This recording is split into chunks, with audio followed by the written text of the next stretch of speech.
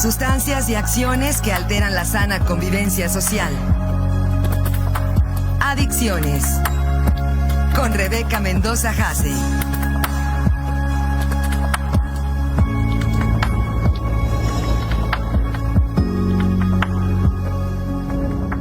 Bueno, continuamos con más y le damos la bienvenida en esta mañana a Rebeca Mendoza Hasse, que está con nosotros como todos los jueves, y vamos a platicar del tema de las adicciones, del tema de la salud mental, y justamente hoy un tema que me comentaba bastante relevante, justamente el del trastorno límite de la personalidad. Vamos a platicar. Así es, Alfredo. Muy buenos días al teleauditorio, a los radioescucha.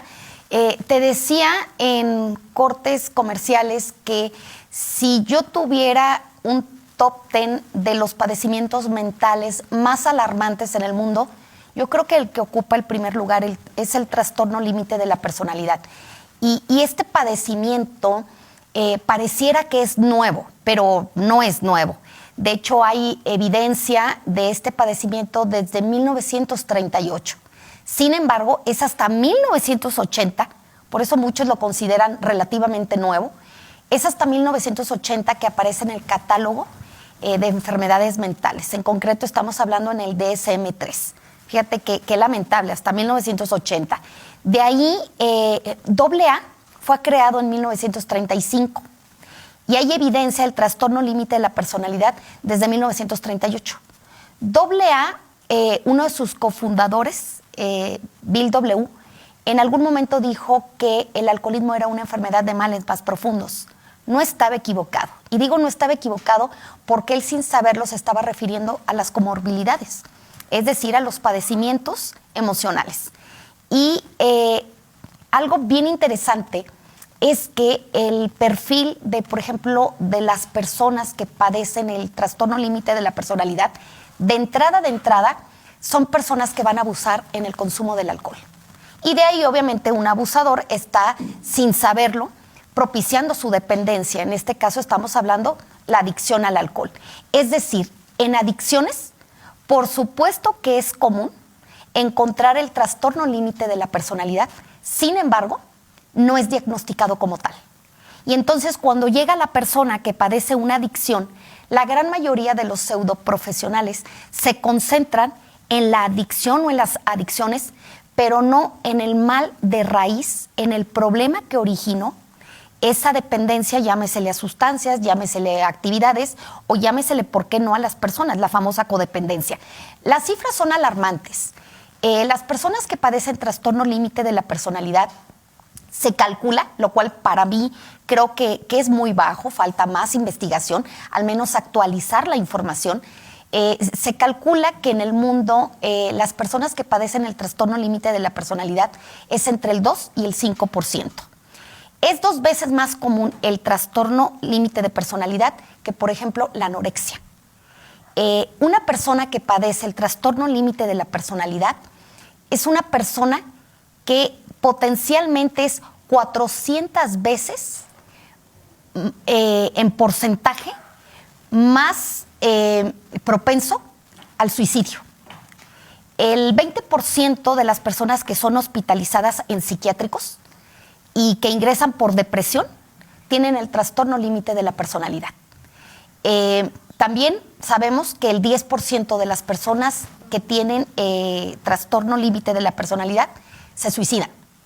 El 75% de las personas que presentan el trastorno límite de la personalidad tienen una historia de automutilación y al menos un intento de suicidio. Entonces, por eso la importancia de este trastorno límite de personalidad, y lo que se refiere es que son personas altamente inestables emocionalmente hablando. Son personas que incluso no solo tienden al suicidio, sino son personas que son muy agresivas, son personas muy violentas, y no solo con ellas mismas, sino con terceros. El trastorno límite de la personalidad también es conocido como borderline, y de acuerdo a la definición en español, se refiere a caso límite o estado límite. Una explicación que obviamente es preocupante es que el borderline está considerado la frontera entre la neurosis y la psicosis. Entonces, obviamente es un padecimiento con un foco rojo tremendo, un foco rojo que está inmerso en la sociedad, y de ahí pudiéramos explicar el por qué, por ejemplo, hoy con el estrés que se vive de tanta obra pública mal planeada y que genera obviamente caos vial, que genera problemas en la movilidad, los traslados, el tiempo, y de ahí que haya mucha violencia entre los conductores. Mucha gente, yo he escuchado el argumento de, es que hoy ya se bajan y agreden, no solo verbal, sino también físicamente. Bueno, yo creo que más de una de estas personas, por supuesto, puede tener el trastorno límite de personalidad, o mejor conocido también como borderline. Son personas que incluso no tienen identidad. Y al no tener identidad, son personas que tienden a falsear. Es decir, está presente también la mitomanía. Son personas que tienen la depresión a todo lo que da, son personas que tienen la ansiedad a todo lo que da. Es común ver en adicciones el trastorno límite de personalidad, sobre todo en personas con ludopatía, por ejemplo. Son personas que tienden a robar, son personas que les cuesta mucho trabajo relacionarse con los demás. Y esto obviamente se ve no solo en sus relaciones interpersonales, sino también se ve en su imagen, en su manera de conducir, en sus afectividades. ¿Por qué se da el trastorno límite de personalidad o el famoso borderline? Bueno, se sabe que este padecimiento se detecta sobre todo en la edad adulta madura, es decir, a partir de los 18 años. Pero se sabe que inicia este padecimiento con personas que durante su infancia fueron abusadas, cualquier tipo de abuso. Son personas que inclusive fueron abandonadas. Y no solo hablamos del abandono físico, también hemos hecho ver en otros espacios que puede haber abandono por parte de los padres, aún habiendo padres en casa. Muchos padres creen que con pagar la colegiatura, con pagar los alimentos, cumplieron con obligaciones, pero muchos padres no tienen comunicación con sus hijos. Y lo peor, no hay un seguimiento en físico de la educación de esos menores. Entonces, cuando estos menores no asimilan, no logran comprender, no logran trabajar la parte de un abuso, la parte de una pérdida, la parte de un abandono, crecen con muchísima depresión. Y esta depresión los lleva a muchísima ira, mucho enojo. Esa es una de las características principales del trastorno límite de personalidad. Son personas que siempre van a estar enojadas. Y enojadas obviamente identifican con quién. Son personas que al tender al suicidio es importante hacer ver que la gran mayoría no es que quiera suicidarse. El suicidio es una forma de hacer ver su dolor. Pero pues obviamente en el camino muchos llegan a esta tendencia. Y repito, es un padecimiento que lo vemos en adicciones y sin embargo contadas veces es diagnosticado como tal. La mayoría de los profesionales se están concentrando en lo que es fomentar la abstinencia, llámese la sustancia, la actividad o la famosa codependencia. ¿Cómo se lleva a cabo el tratamiento? Bueno, el tratamiento puede ser a través de terapia individual o colectiva, fármacos, y aquí lo más interesante es un tratamiento que requiere en la mayoría de los casos hospitalización.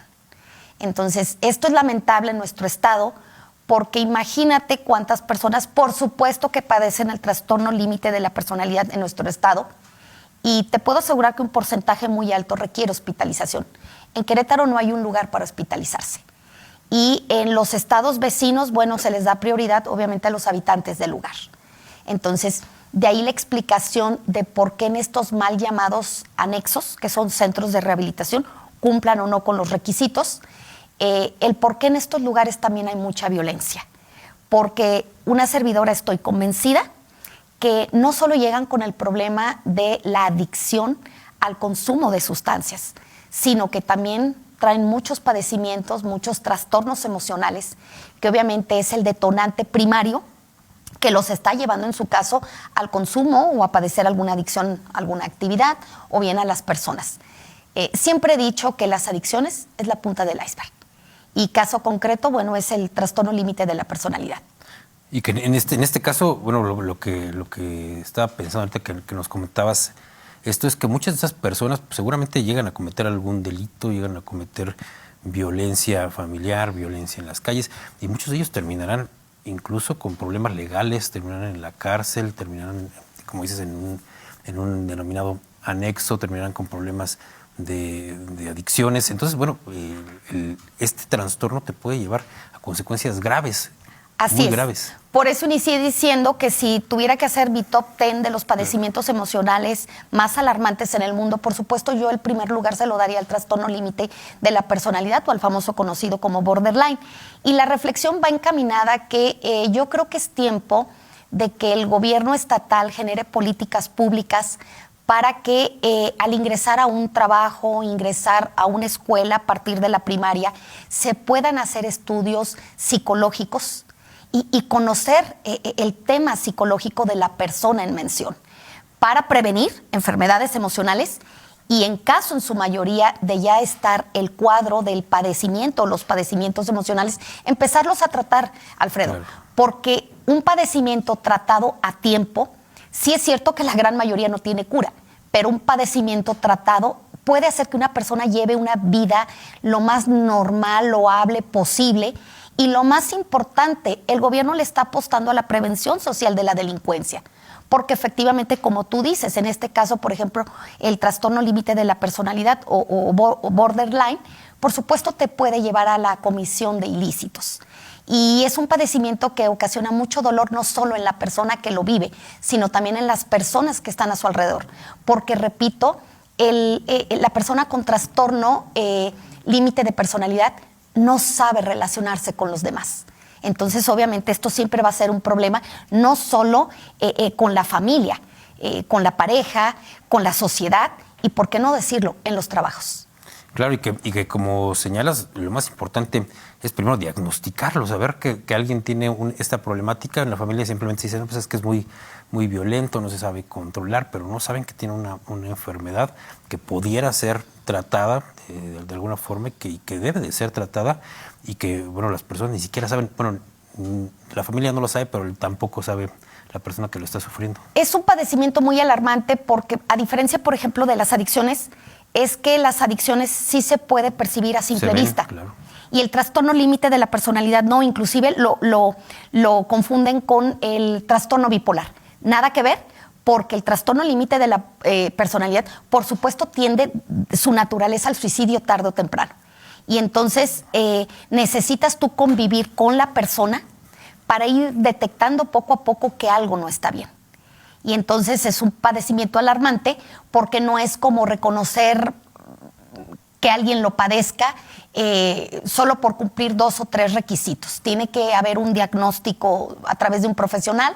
Y repito, se puede vivir, se puede llevar una vida loable, lo más normal posible, cuando los padecimientos se diagnostican. Y lo más importante, Alfredo, se tratan. Porque también hay personas que saben que tienen un problema, no les interesa tratarse, no les interesa que haya un diagnóstico y continúan una mala vida. Y al final de cuentas, el resultado siempre va a ser una vida de mucho dolor. Las personas con trastorno límite de la personalidad viven con mucho dolor, mucho enojo, pero también muchísimo dolor, y causan mucho dolor a los seres queridos o a las personas que están a su alrededor. Excelente, pues muchas gracias, Rebeca. Al contrario, Alfredo, nos vemos el próximo jueves, primero Dios, prácticamente ya buen fin de semana, y recordemos que estos días son para reflexionar. Claro. Gracias. Gracias, Rebeca, que tengas buen día.